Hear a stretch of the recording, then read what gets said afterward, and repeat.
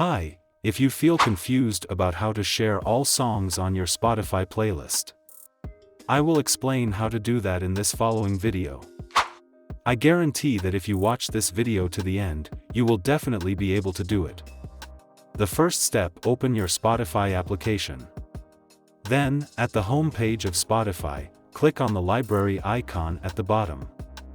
After that, select a playlist that you want to share with your friends.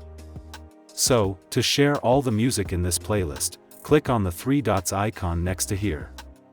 Then, scroll down and hit on the share button.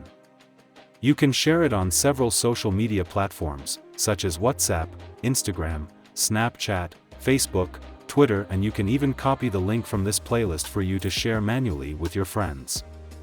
If this video solves your problem, please like this video. Write in the comments column what tutorial you need right now.